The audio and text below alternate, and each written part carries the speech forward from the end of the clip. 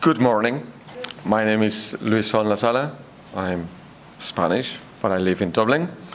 I live the south side of the river. That's significant because this city is divided, as the Dubliners we know, into got the Northsiders and the Southsiders. So I am an adopted Southsider. But I actually run a youth club in the north side, not very far from here, in a fairly deprived part of Dublin called Coolock.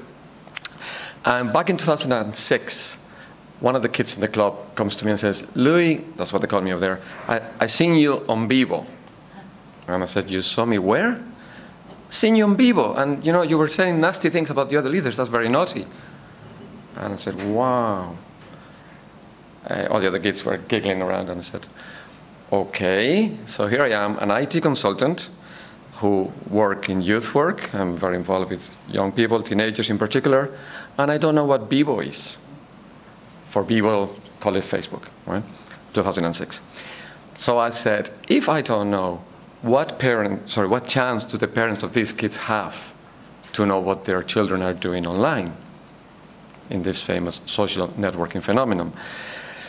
Then you'll very little, hardly anything. Even I remember meeting the Minister for Children at the time, who's now deceased, Brian Lenihan, and I asked him, well, you know, what's your government doing about the social networking phenomenon?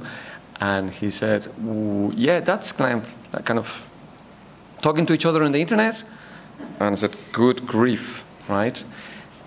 Nobody knows about this.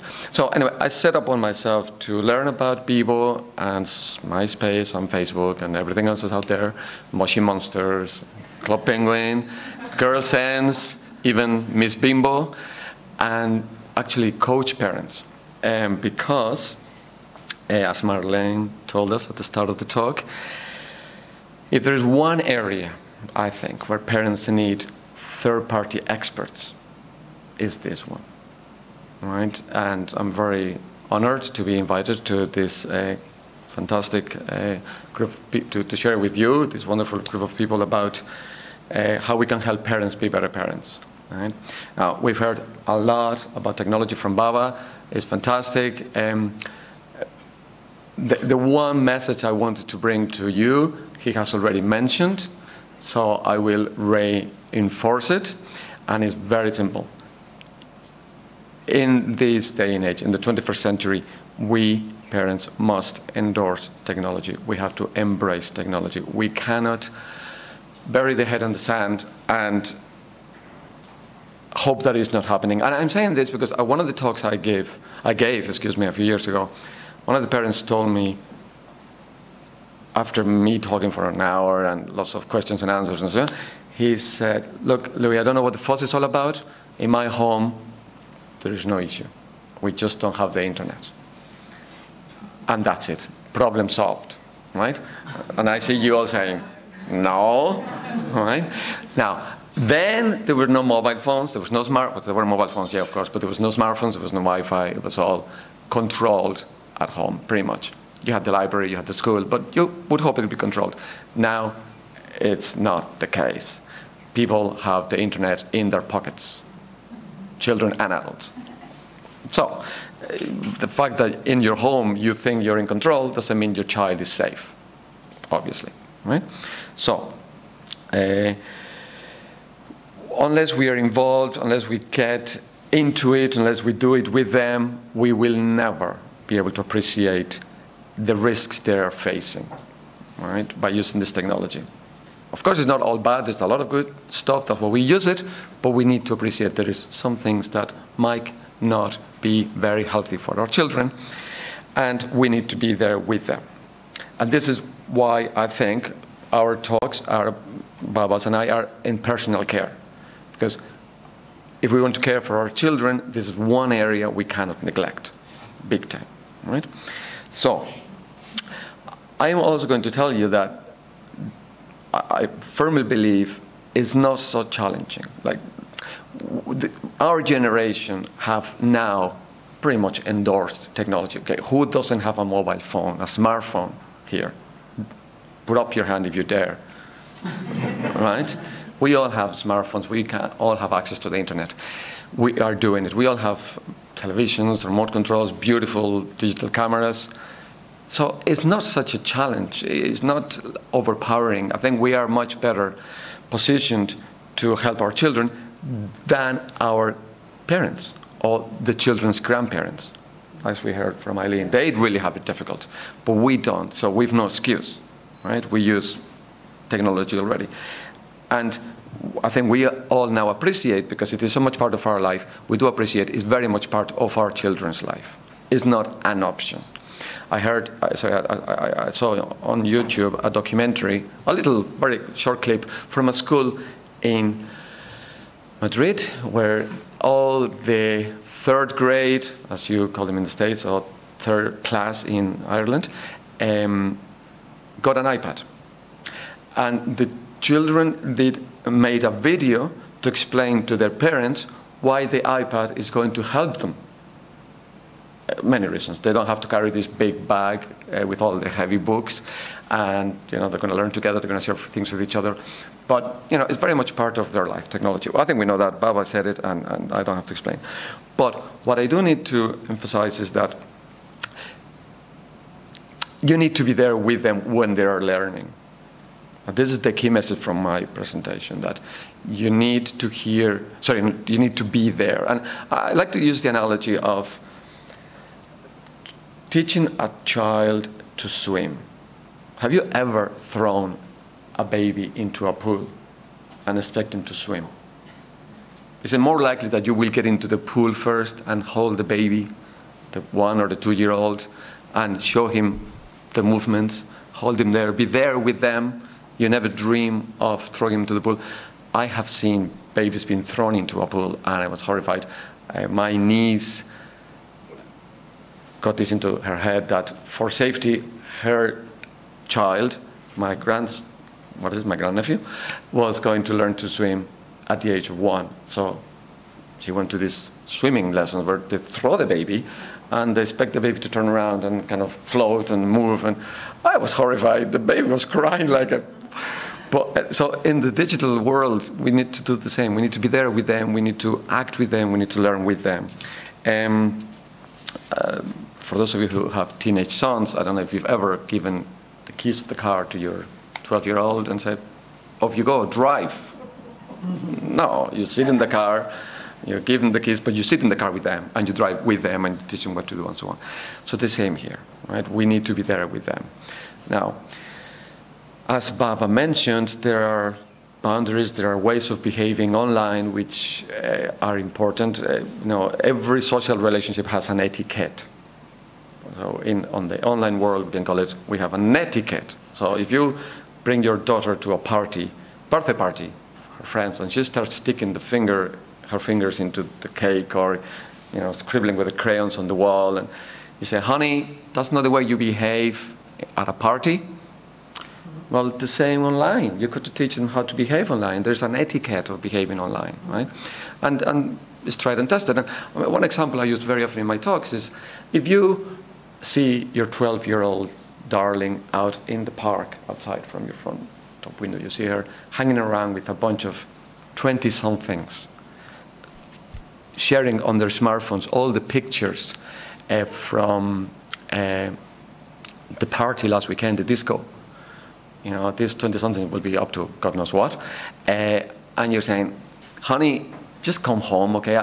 That's not the kind of people you want to be mixing with. You might be, something you might learn, something you might not like, might upset you. But that's exactly what they're doing when they're in social media. They are hanging out with 20-somethings, 30-somethings. They can if they want to. I'm not saying that all the kids do. A lot of them do, okay? So you need to embrace technology. You need to be there with them. But you don't need to be an expert. And this is, I think, is a factor that people feel, well, I'll never be able to know as much as my children do. Perhaps. But you need to know enough. I mean, most of us here cook, and we're not experts, managers on experts on dietary management. We know how to cook. We know how to provide healthy cooking, but we don't consider ourselves experts. But just because we're not experts doesn't mean we stop cooking. Right? So the same in this. We don't have to be an expert. In fact, the best way to learn about technology and about social media online. By the way, online, I don't like when people talk about the real world and the virtual world. Stop. In the offline world and the online world, because the online world is as real as the offline one. Okay, so let's stop talking about the real world. Kids don't live in a other non-real world. They live in the real world, which happens to be online. Having said that, so we don't have to be experts, but if we want to become experts, the best way to learn, I think, is with our children. Since they are the ones who seem to be more able to pick it up faster, why don't we learn from them, with them? Let them teach us how to do it. I mean, how many of you have seen your kid, young kid, teaching her or his granddad to use the remote control in the television, right? Well, let's be humble and say, well, maybe you can show me how to use the latest iPhone or whatever gadget they happen to be into. Be there with them. Appreciate that all the social media and most of the technology they use has already safety features embedded, whether it's YouTube, obviously Facebook, Google, right? I mean, how long would it take you to sit down with your daughter and go through her Facebook privacy settings? I'd say it'll take much less than spending the morning in the shopping mall. And yet we've no problem spending hours shopping around. And we are not prepared to spend half an hour or an hour going through her safety features, which is much more important for her safety and her welfare. So that's one thing we can do. Another thing is to be aware that there are filters and there are monitoring apps we can install in their phones if we want to keep an eye on what they're doing. Doesn't mean snooping. It means to let them know if they're in trouble, we're there to help them. We can know.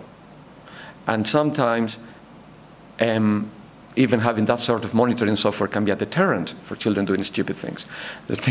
This girl who gives talks with me, because I always bring teenagers to give these talks to parents, and she tells, against her own reputation, if you like, that one day she wanted to go with her friends on Saturday night. Mom said, no way, you're not going into town, Grafton Street, that kind of thing. Anyway, she was walking down Grafton. She told her mom she was going babysitting, and that was fine because she does a lot of babysitting at weekends. But around 11 o'clock at night, she was walking down Grafton Street, which is the shopping area of Dublin, beautiful part of Dublin, the city centre, and her mom rings her and says, honey, or whatever her name was, what are you doing walking down Grafton Street when you're supposed to be babysitting? Wow. How do you know that? I'll tell you when you get home in the next 10 minutes. Right? Come home right now. So she learned the lesson. I'm never going to tell a lie to my mother. It's not worth it. As Elena said, it's not worth it, right? Because technology is there to help us keep an eye on our children. Right. So do engage with your children. Even teenagers appreciate this kind of help. Another story from this time a boy who helped me with these talks. He always tells the story of when he found out his father was on Facebook. He went berserk. He freaked out and said, Dad, you can't do that. You're imposing in my privacy. And he said, well, you know what? If the whole world can see what you're writing, why do you care that your dad does as well? I mean, I care for you. Surely you shouldn't have a problem that I see what you're telling the world. And the guy said, well, Dad, I think you're right. But then he ran over to his sister and said, Kira, you better clean up your Facebook because Daddy's on it. So, but they do appreciate it. They come to see the point, right? So don't be afraid that you're intruding into their privacy. So I finish with my advice. As Baba said, engage with technology, embrace it, start them up with you from as young as, was it 12, 15 months? Show them how they can set up a safer environment for themselves so that you can rest assured they're going to be fine. Open the channels of communication for sure, and give them good example.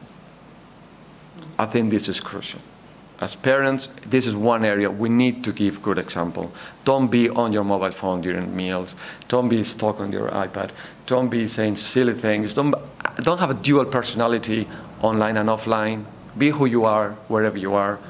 You know, because I think kids find it, well, my dad is like acting cool, but he's not cool. Why is he acting cool on Facebook? Right? So that kind of thing, right? And finally, I'll leave you with this. I think this is one area where you do need to seek help of third-party experts, because it's a fairly fast and growing area, and we're here to help. Thank you for listening.